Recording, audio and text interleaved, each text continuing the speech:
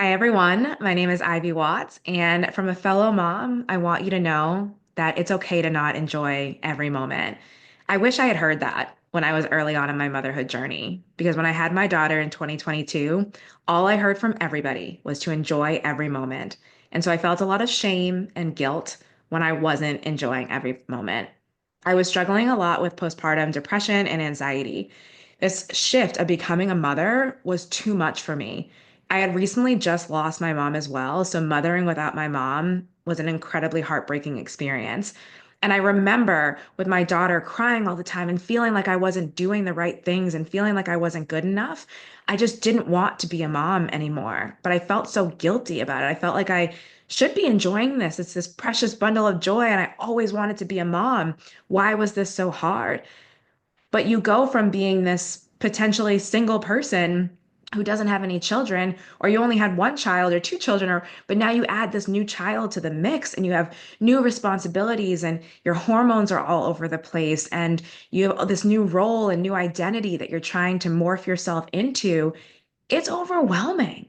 It's exhausting. You're not sleeping. It's really challenging. And so it is okay if you are not enjoying every moment of motherhood. And the postpartum period is not just that first couple of months or that first year, it actually goes on for about 5 to 7 years. So if you're still struggling, even if your kid's a teenager, it is okay to struggle and to not enjoy every moment. One of the biggest pieces of motherly advice that my mom gave me before she passed, she said, "Your kids are going to piss you off." And I was like, "What?" I thought this was a beautiful journey. But she was right. It happens. But what you should do is put your kids in a safe space and go put yourself in the bathroom and allow yourself to reset. And that's something I'm going to encourage you to do as well.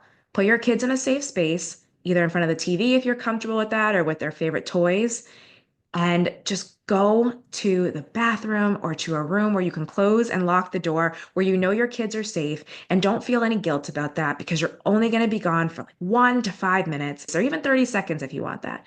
Give yourself that space to just take a moment and close your eyes and take some deep breaths.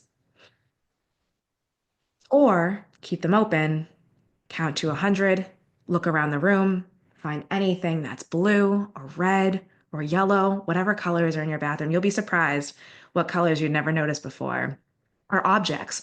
Find squares in that room. Do something for your brain to be distracted from all of the heaviness that was outside of the door of whatever situation you were dealing with your child. It's overwhelming. You have so many responsibilities from being a mom to potentially working and managing the household and dealing with everyone else's emotions, and you often come last. So, putting yourself in a space to know that you need to take care of yourself, you need to put yourself first and give yourself the same love that you're giving to your children, that you're pouring into them so much and so easily. Love yourself that same way. So, taking those spaces to just take a moment and reset and recharge, because that's a micro moment that's going to help you over time to feel more centered and allow you to not feel so consumed by the external challenges of being a mom. In addition to that, I really encourage you to find mindful moments in the day with your kids. So for me, I'm a single mom and a stay-at-home working mom. So it can feel impossible to find time to take care of myself outside of those micro moments, right?